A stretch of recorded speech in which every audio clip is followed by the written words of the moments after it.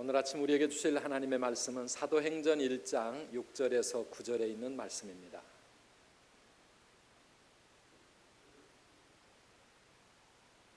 사도행전 1장 6절에서 9절 말씀 우리 함께 교독하겠습니다. 그들이 모였을 때에 예수께 여쭈어 이르되 주께서 이스라엘 나라를 회복하심이 이때니이까 하니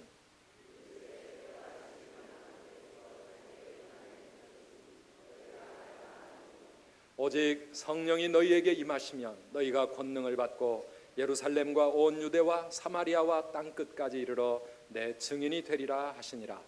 이 말씀을 마치시고 그들이 보는데 올려져 가시니 구름이 그를 가리어 보이지 않게 하더라. 아멘. 오늘 이 6번째 주일에는 5번째 목적에 대해서 우리가 다루게 됩니다. 우리 5번째 목적이 뭡니까? 우리는 사명을 위해 지음받았다 하는 겁니다. 우리 한번 따라합시다. 나는 사명을 위해 보냄받았다. 아멘. 네. 하나님이 우리를 만드셨다면, 하나님이 우리를 창조하셨다면 거기에는 분명한 목적이 있을 것이다. 그 목적은 우리의 사명이 되어져야 한다는 것입니다.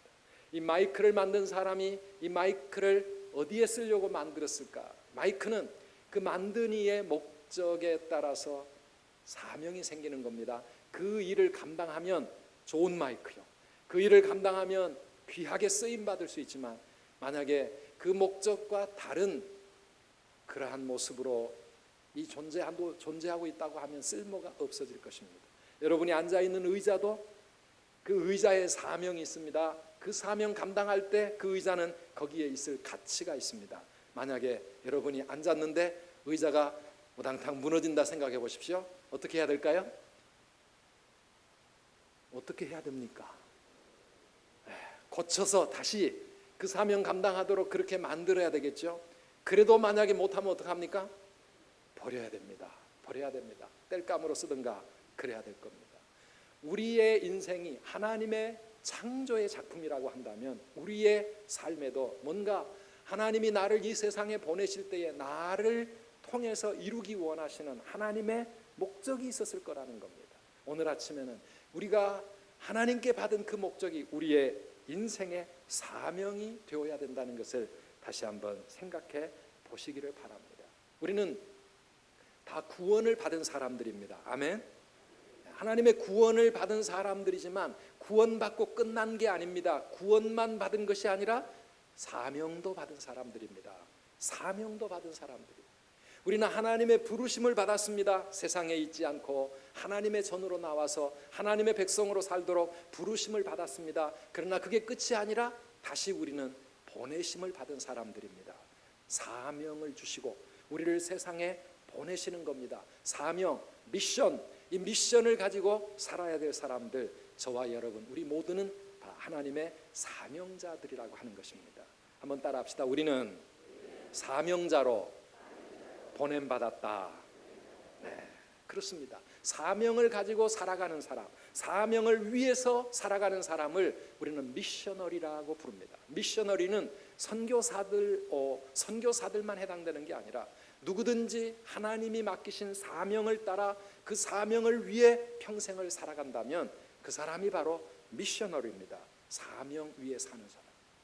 우리가 할 수만 있으면 젊었을 때부터 하나님이 나를 통해서 어떤 뜻을 이루기를 원하시는가, 내 평생의 사명이 무엇인가, 그 사명을 발견하고 그 사명을 향해 우리 인생의 모든 것을 힘을 다해서 전력 질주한다면 우리의 인생은 하나님 앞에 정말 아름답고 보람 있는 삶이 되어질 것입니다. 그러나 하나님이 주신 사명을 알지 못한 채 내 나름대로 내 생각대로 그냥 무작정 그렇게만 살다 간다고 하면 우리는 하나님 앞에 책망받을 수밖에 없게 될 것입니다. 오늘 우리가 어떤 모습으로 살아왔든지 간에 이번 이 40일 캠페인을 통해서 하나님이 나를 통해 이루기 원하시는 내 인생의 사명이 무엇인가, 구체적인 모습 사람마다 다 다르겠지만은 우리가 하나님 앞에 기도하면서 말씀을 붙잡고 그 사명 찾아서 그 사명을 위해서 우리의 남은 생애는 꼭 살아가시기를 주의 이름으로 축원합니다. 닉 부이치치 같은 사람 있잖아요. 태어나면서부터 양쪽 팔이 없고 두 다리가 없고 몸통밖에 없는 그런 인생이라 할지라도 사랑하는 여러분, 사명을 발견하면 그 인생이 빛이 나기 시작합니다. 물론 사명을 알지 못했을 때는 왜 나는 이 모습으로 태어났을까? 왜 나는 이렇게밖에 못할까?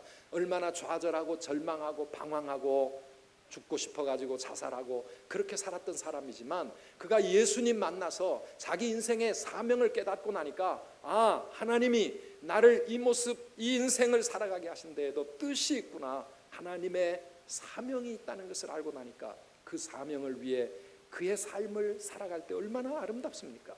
얼마나 빛나는 인생이 되었습니까? 온 세계 곳곳을 다니면서 절망하며 좌절 속에 방황하고 있는 인생들에게 진짜 희망을 심어줄 수 있는 사람, 자기처럼 장애인으로 살아가는 사람들에게 끝없는 도전을 주면서 인생을 일으켜 세우는 그런 일에 얼마나 귀하게 쓰임받고 살아가고 있습니까?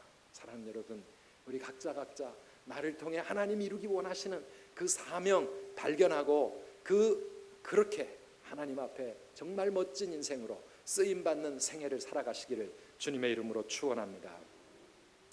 각자의 구체적인 인생의 길은 다르겠지만 오늘 예수님께서는 우리들에게, 모든 그리스도인들에게 보편적으로 주어진 우리의 근본적인 사명이 무엇인가를 말씀하고 계십니다. 우리가 잘 아는 말씀이지만 우리 8절 말씀을 다시 한번 읽도록 하겠습니다. 오직 성령이 너희에게 임하시면 너희가 권능을 받고 예루살렘과 온 유대와 사마리아와 땅끝까지 이르러 내 증인이 되리라 하시니라. 아멘. 이 말씀은 예수님께서 하늘로 승천하시기 직전 사랑하는 제자들, 이 땅에 남는 제자들에게 마지막으로 남겨주신 그런 말씀입니다. 그래서 우리는 이 말씀을 주님의 지상명령이라 그렇게 받아들입니다. 마태복음, 마가복음, 누가복음, 요한복음 마지막 부분에 나와 있는 이 주님의 지상명령, 표현은 다 다르지만 그러나 내용은 한 가지입니다. 주님의 증인으로 살아가라고 하는 것입니다. 이것이 왜 우리 모든 그리스도인들에게, 우리 모두가 함께 감당해야 할 우리의 보편적인, 아니 궁극적인 사명이라고 말할 수 있습니까? 디모데전서 2장 4절에 보면 하나님은 이런 분이시기 때문입니다. 하나님은 어떤 분이시라고요? 하나님은 모든 사람이 구원을 받으며 진리를 아는 데 이르기를 원하시느니라. 아멘. 모든 사람, 하나님이 창조하여 이 땅에 보내신 이 땅의 모든 사람, 모든 인류가 다 구원받기를 원하시는 하나님, 하나님을 알고 진리의 길, 생명의 길, 하나님의 길을 따라 구원받기를 원하시는 하나님. 그래서 한 사람이라도 멸망당하고 지옥에 가기를 하나님은 원치 않으시기 때문에 오늘 우리에게 그런 사명을 주신 겁니다. 또 베드로후서 3장 9절 말씀도 같이 읽어보시죠. 주의 약속은 어떤 이들이 더디다고 생각하는 것 같이 더딘 것이 아니라 오직 주께서는 너희를 대하여 오래 참으사 아무도 멸망하지 아니하고 다 회개하기에 이르기를 원하시느니라. 아멘. 우리 하나님께서는 한 사람도 멸망받지 않고 다 회개하고 하나님께로 돌아와 구원받고 천국 가기를 원하셔서 지금도 이 땅에 종말을 늦추고 계시는 줄 믿습니다.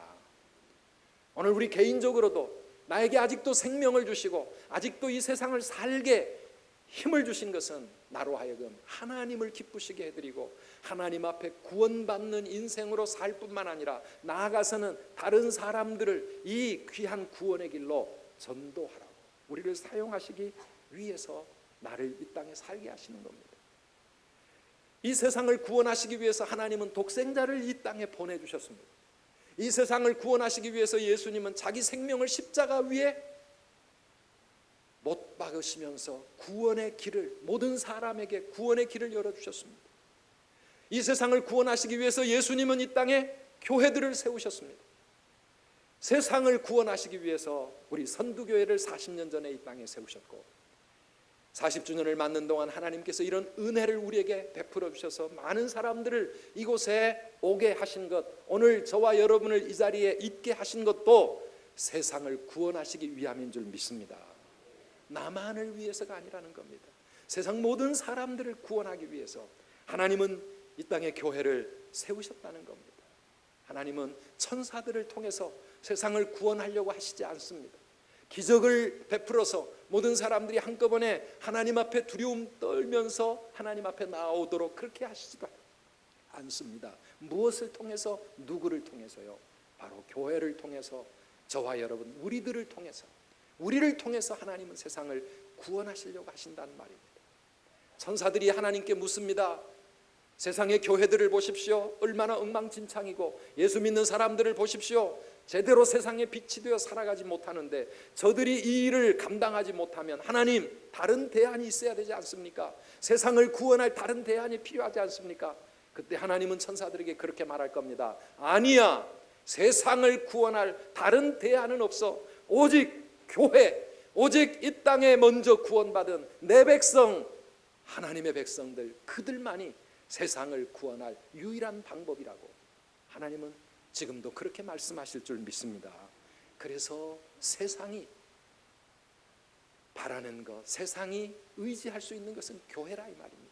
교회가 비록 부족한 점 많고 문제 많을지 모르지만 그래도 세상의 유일한 희망은 교회인 줄 믿습니다. 우리가 세상의 희망이 될 수밖에 없는 겁니다. 세상은 우리를 필요로 합니다. 저들이 그렇게 인정하든 인정하지 않든 세상이 구원받을 길은 우리 교회와 우리 성도들밖에 없다고 하는 겁니다. 아까 우리 찬양했던 것처럼 세상 모든 영혼들이 나에게 달려 있습니다. 우리에게 달려 있다고 하는 것입니다. 우리가 이거 생각하면 우리의 사명이 얼마나 크고 얼마나 무거운지, 사랑하는 우리 선두가족 모두가, 저와 여러분이 다 이런 사명자로 하나님이 맡겨주신 이 사명을 우리의 평생 동안 이루며 하나님 앞에 서는 저와 여러분 되시기를 축원합니다. 그런데 하나님이 우리를 통해서 세상을 구원하시는 방법이 무엇입니까? 어떻게 교회를 통해서 세상을 구원하십니까? 전도라고 하는 방법입니다. 전도의 미련한 방법을 통해서 하나님은 세상을 구원하시려고 한다고 말씀하고 있습니다.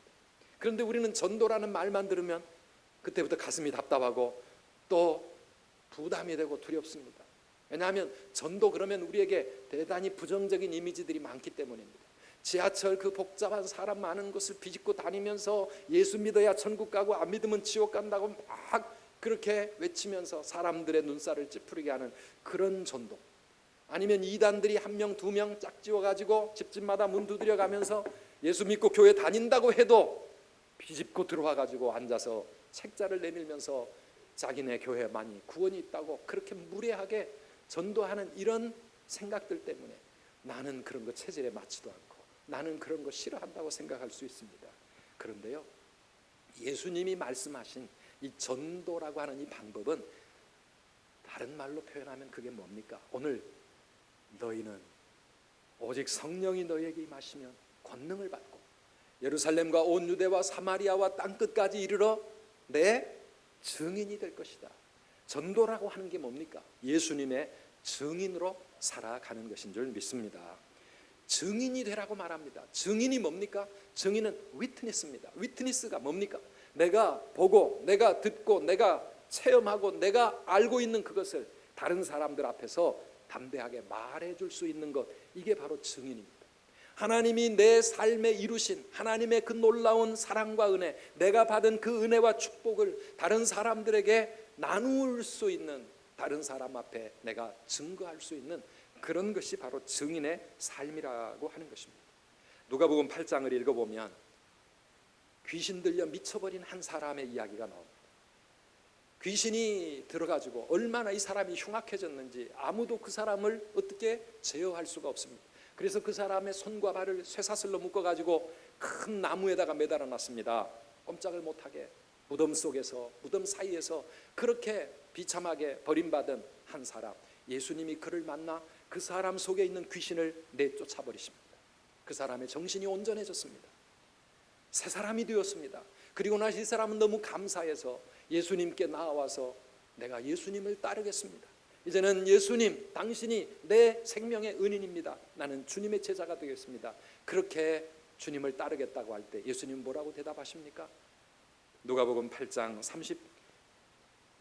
38절에 함께 있기를 구하였지만 예수님이 그를 보내시면서 뭐라고 말씀하십니까? 39절 다 같이 집으로 돌아가 하나님이 내게 어떻게 큰 일을 행하셨는지를 말하라 하시니 그가 가서 예수께서 자기에게 어떻게 큰 일을 행하셨는지를 온 성내에 전파하니라. 아멘. 이게 증인의 모습입니다. 하나님이 나에게 무슨 일을 이루셨는지, 내 인생의 문제가 무엇이고 내 삶의 고통이 무엇이었는데 내가 예수를 만남으로 하나님께서 내 삶을 어떻게 새롭게 바꾸어 주셨는지, 하나님의 은혜와 하나님의 사랑이 무엇인지를, 내가 예수 믿어 옛날에 나는 이랬는데 지금은 내가 어떻게 변했는지, 이거를 사람들에게 말하라고 말씀하십니다. 누구에게 말하라고요? 집에 가서 말하라는 겁니다. 그래서 이게 우리가 증인으로 살아야 될 첫 번째 삶의 영역이 있습니다. 이게 바로 예수님의 말씀, 예루살렘과 온 유대에서 증인이 되라고 하는 말씀인데, 다시 말하면 내가 평소에 생활하고 있는 내 삶의 현장, 내 가장 가까운 이웃, 내 가정과 일터에서 주님의 증인으로 살아가라고 하는 그런 말씀입니다. 그래서 이 사람은 집으로 돌아가서 자기의 가족과 친지들에게 자기의 새로워진 모습을 보여주며 말했을 것입니다. 아니, 오늘 39절 맨 끝에 보니까 아까 온 성내에 전파했다 이렇게 말씀하고 있습니다. 온 동네에 하나님이 하신 놀라운 일을 간증하는 것입니다. 이게 바로 증인의 삶입니다. 사랑하는 여러분, 저와 여러분에게도 이런 간증이 있기를 축원합니다. 간증이 무슨 거창한 것일 필요 없습니다. 나 폐암 말기가 돼가지고, 아니면 내가 죽을 지경이었는데 기적으로 내가 이런 하나님 앞에서 살아났다, 그런 것만이 간증이 아닙니다. 내가 예수 믿어서 내 마음과 내 생활이 어떻게 바뀌어졌는지를 우리가 다른 사람에게 소개해 줄 수 있다고 하면 예수 믿는 일이 바로 이런 것이다, 그걸 우리가 증거할 수 있습니다. 베드로전서 3장 15절 말씀을 같이 읽어보실까요? 너희 마음에 그리스도를 주로 삼아 거룩하게 하고 너희 속에 있는 소망에 관한 이유를 묻는 자에게는 대답할 것을 항상 준비하되 온유와 두려움으로 하라 그랬습니다. 여러분 속에 있는 소망의 이유를 묻는 자, 아니 당신은 왜 그렇게 어려운 형편 속에 살면서도 그렇게 짜증 한 번 내지 않고 그렇게 마음이 평안합니까? 아니 지금 집안에 큰일이 생겼는데, 지금 빚더미에 앉았고, 아니면 지금 병으로 그렇게 많이 고통을 당하면서 가족의 자녀들의 문제가 그렇게 힘들 텐데 어쩌면 당신의 얼굴은 지금도 천사와 같습니까? 어떻게 그렇게 감사하며 살 수 있습니까? 어떻게 그렇게 기뻐하며 살 수 있습니까? 우리의 마음에 있는 소망의 이유를 궁금해하는 사람들에게 대답할 것을 준비하라고 말씀하십니다. 이번 주간에 여러분의 간증을 한번 좀 준비해 보시기를 바랍니다. 나는 도대체 당신 주일마다 왜 이렇게 교회 가서 예수 믿는다고 난리냐 묻는 사람들에게 내가 뭐라고 대답해 줄 것인가, 그걸 준비하라고 하는 것입니다. 사랑하는 여러분, 나는 선두교회 가서 목적 이끄는 40일 통해서 내 인생의 목적을 발견했다, 이런 것도 훌륭한 간증이 될 수 있습니다. 그러면 사람들이 그 캠페인이 그게 뭔데? 그러면 우리가 예수님에 대해서 또 말해 줄 수 있고 교회에 대해서 소개할 수 있지 않습니까? 그런데요, 삶의 현장에서 우리가 주님의 증인으로 살아간다고 하는 것은 사실 생각보다 어렵습니다. 모르는 사람, 길거리 지나가는 사람 붙잡고 전도지 주는 거는 차라리 쉬워도요, 내 생활을 빤히 알고 매일매일 내 모습을 지켜보는 사람들에게 주님의 증인으로서 산다고 하는 것은요, 단순히 말로만 전도해가지고 되는 일이 아니라 내 삶을 통해서 그들에게 빛이 되어줘야 되고 소금이 되어줘야 되고, 방금 말씀에 우리의 마음에 예수님이 나의 주님이 되어서 거룩함을 우리가 그들에게 보여줄 수 있어야, 그래야 사람들의 마음속에 저 사람은 뭔가 달라, 저 사람은 왜 저렇게 살지, 마음에 궁금함을 안겨줄 수 있고, 우리가 그들에게 예수님에 대해서, 교회에 대해서 말하며 그들을 초청을 해도 뭔가 먹혀 들어갈 수 있기 때문에 우리의 삶이 상당히 부담스러울 겁니다. 그러나 사랑하는 여러분, 우리가 주님의 증인으로 살아야 할 곳은 먼저 바로 예루살렘과 온 유대, 우리가 살고 있는 내 삶의 현장, 그래서 매일매일 우리가 직장에서 일하고 있는 직장과 우리 학생들은 학교에 친구들 사이에서 공부하고 있는 바로 그 현장, 우리의 가정, 이곳이 바로 우리의 예루살렘이요 우리의 유대 지방인 줄 믿습니다. 어떻게 해야 됩니까? 제가 2014년 우리 교회 40주년을 맞으면서 하나님 앞에서 새로운 받았던 비전들이 몇 가지가 있었습니다. 그 중에서 우리가 지금 우리 이웃사랑 실천운동도 시작을 했고, 무료 개한 수술도 우리가 이렇게 40명 목표로 지원을 하는데 벌써 40명이 넘어가고, 우리가 정말 하나님 기뻐하시는 많은 일들을 하고 있습니다. 그런데 그동안에 못하다가 오늘 선교 박람회를 통해서, 오늘 이 말씀을 통해서 여러분에게 처음으로 오픈하는 한 가지 새로운 사역이 있습니다. 그건 뭐냐 하면 직장 선교회입니다. 이 명칭은 나중에 더 아름다운 명칭으로 바뀌어질 수 있습니다. 취지는 뭐냐 하면 우리가 일주일 내내 일하고 있는 내 일터에서 내 직장과 직업을 어떻게 주님의 증인으로 살아가는 현장으로 만들어 볼 수 있을까? 언젠가부터 저는 그걸 하고 싶었어요. 하나님 계속해서 마음을 주시는데 우리 성도들이 다양한 직종을 가지고 일을 하고 있는데, 이 일하는 현장에서 우리가 주님의 증인으로 살아갈 수 있다고 하면 정말 하나님이 기뻐하시지 않겠는가? 우리 교사들 많이 있습니다. 저 어린이집 유치원 시작을 해가지고 우리 중고등부 선생님들까지 많습니다. 교사들이 그냥 이것이 내 직장으로 끝나지 않고 하나님께서 이 귀한 영혼들을 1년 동안 나에게 맡기셨다고 하는 그런 사명감을 가지고 이곳이 내 선교의 현장이라는 생각을 가지고 날마다 강단에 설 수 있다고 하면, 요즘 학교 교권이 얼마나 땅에 추락했습니까? 선생님 하기도 너무너무 힘들어요. 어떤 분 얘기 들어보니까 날마다 울면서 돌아온대.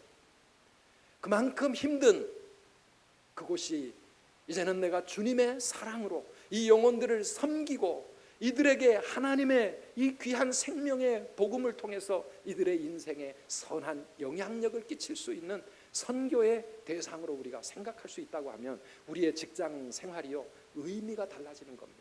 단순히 내 일하는 밥 벌어먹는 곳이 아니라 하나님의 일을 하는 곳이 되는 겁니다.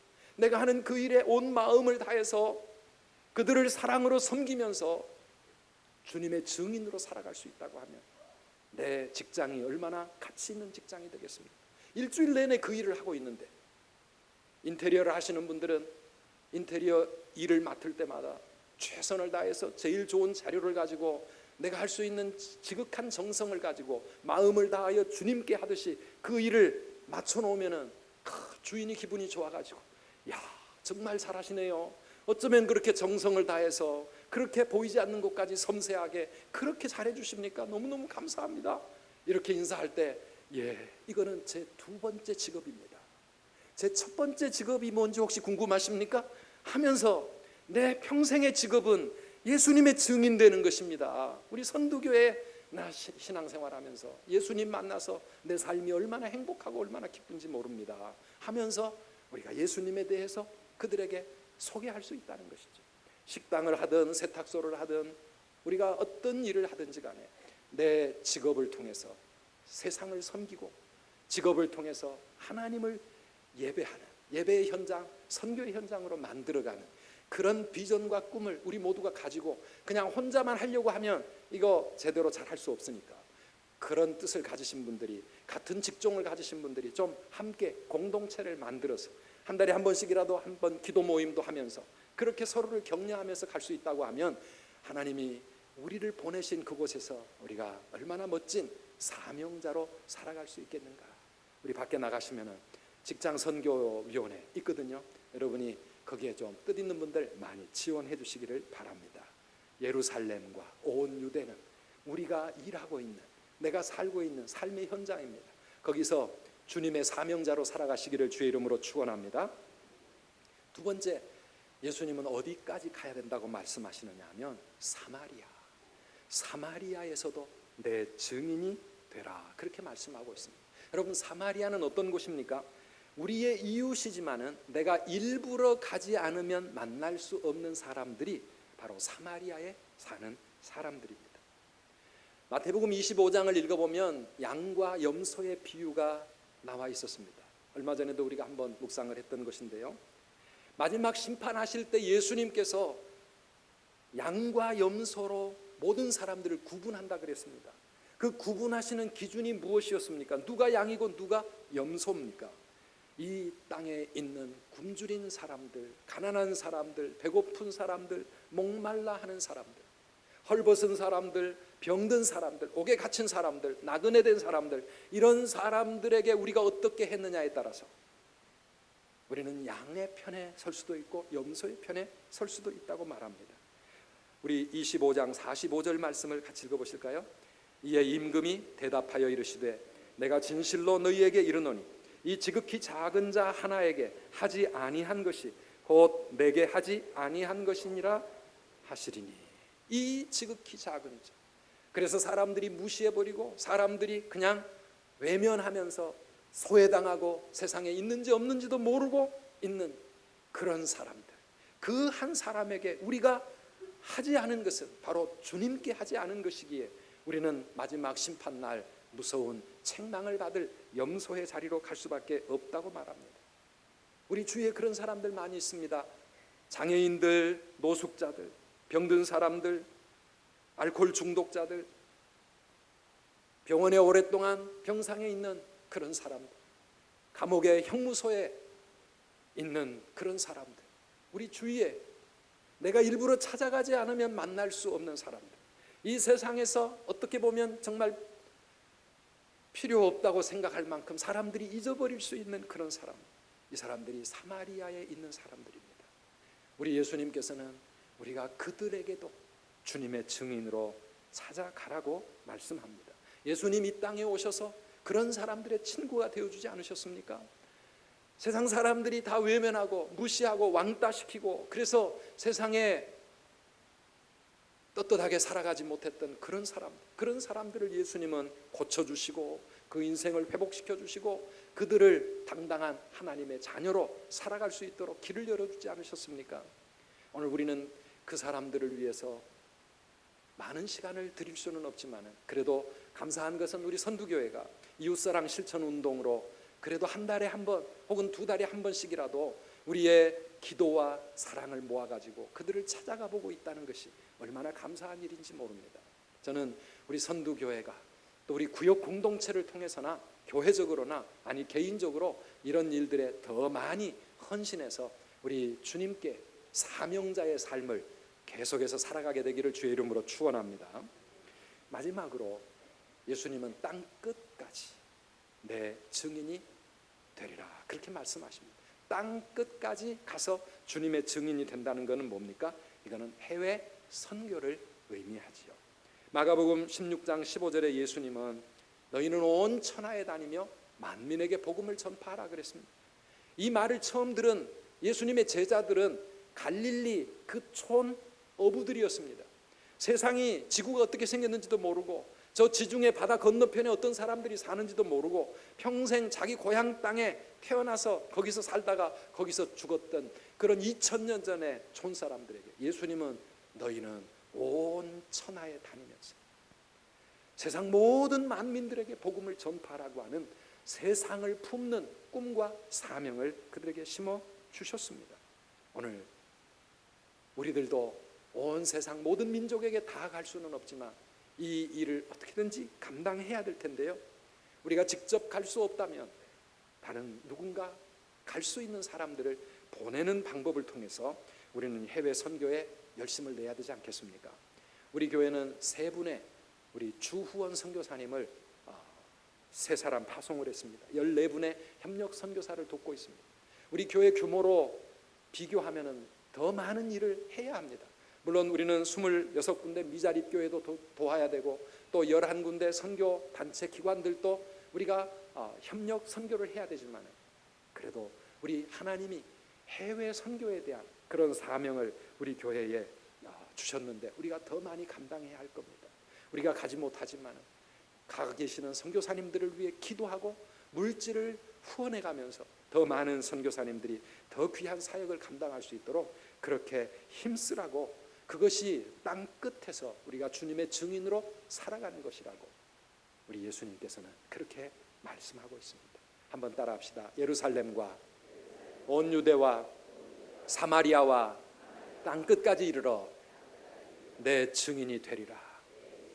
내 증인이 되리라. 아멘.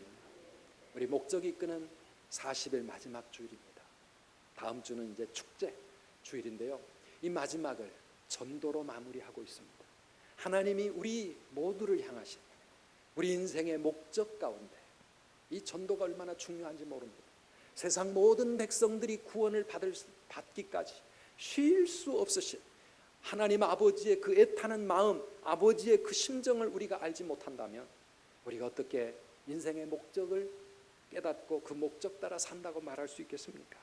사랑하는 성도 여러분, 한번 생각해 보십시오. 나 때문에 천국 갈 사람은 과연 몇 명이나 될까? 나 때문에 예수 믿고 내 덕분에 천국 갈 수 있는 사람은 과연 몇 명이나 될까? 내가 천국 문에 들어섰을 때 얼마나 많은 사람들이 나에게 달려와서 내가 당신 때문에 예수 믿어서 저 멸망의 지옥에 가지 않고 이 천국에 오게 되어 너무 감사하다고 나를 그렇게 감사의 고백으로 반겨줄 영혼들이 과연 몇 명이나 될까요? 마지막으로 여러분들에게 한 가지 영상을 보여드립니다. 릭 워런 목사님의 설교 한 부분인데 자기 아버지 목사님에 대한 간증입니다. 함께 보시겠습니다. 여러분도 아시다시피 제 아버지는 사명의 사람이었습니다. 그는 50년 동안 목사로 계시다가 2년 전에 암으로 돌아가셨습니다. 그는 돌아가시던 주에 암으로 인한 일시적인 정신착랑 증세에 빠지셨고 거의 하루 24시간을 깨어 계셨습니다. 하루 24시간을 꿈꾸는 것 같은 어렴풋한 상태에서 소리내어 말씀하셨습니다. 저는 아버지의 생애 마지막 주간에 침상을 지키면서 아버지가 제2차 세계대전 때 남태평양에서 전쟁 영웅으로 봉사하셨던 사실을 들었습니다. 그 일은 아버지가 이전에 전혀 말씀하시지 않았던 것이었습니다.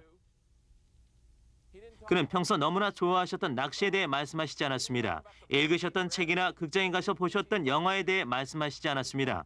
그는 자신에게 가장 중요했던 일을 말씀하셨습니다. 제 아버지는 평생을 작은 교회 목사로 지내셨지만 실제로는 건축하는 일을 좋아하셨습니다. 아버지는 목수였습니다. 그는 일생 동안 모든 대륙 전 세계를 돌면서 자원봉사팀으로서 150개가 넘는 교회 건물을 지으셨습니다. 제 아버지의 삶을 정리하자면 망치와 성경과 낚시대로 말할 수 있을 겁니다. 그것이 아버지께서 하셨던 일의 전부입니다. 생애 마지막 주간에 암으로 죽어가시면서 그는 어렴풋한 상태에서 소리내어 이렇게 말씀하셨습니다. 저쪽에 있는 팀이 어떻게 하고 있는지 확인해 보세요. 들보가 잘 맞추어졌는지 확인해 보세요. 그 사람들이 목재를 저쪽에 잘 옮겨 놓았는지 확인해 보세요.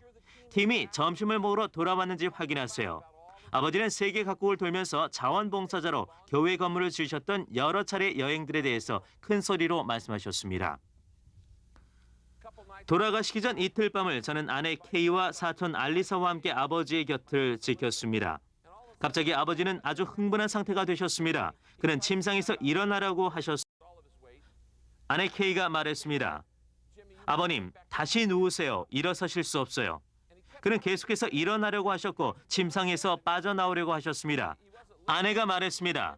아버님은 지금 괜찮으시니까요. 누워 계셔야만 해요. 침대에서 나오실 수 없거든요. 하지만 그는 계속해서 그냥 침대에서 빠져나오려고 하셨습니다. 마침내 케이가 아버님 뭘 원하시는데요? 라고 물었습니다. 아버지는 예수님을 위해 한 사람이라도 더 구원해야지. 예수님을 위해서 한 사람이라도 더 구원해야지 라고 말씀하셨습니다. 그는 이 말을 또 하고 또 하고 또 하고 계속하기 시작하셨습니다. 예수님을 위해서 한 사람이라도 더 구원해. 예수님을 위해 한 사람이라도 더 구원을 해야 해. 제가 과장하는 것이 아닙니다.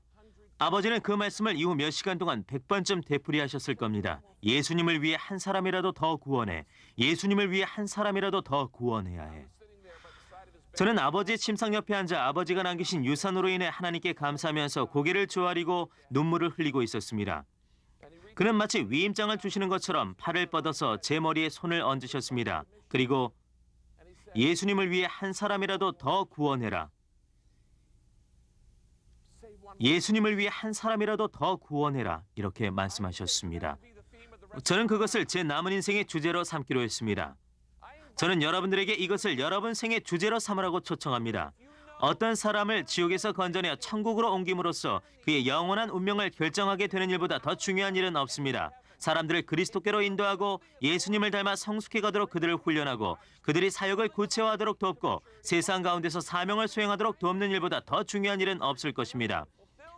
왜냐하면 우리는 우리의 인생을 낭비하지 않기로 오래전에 결심했기 때문입니다.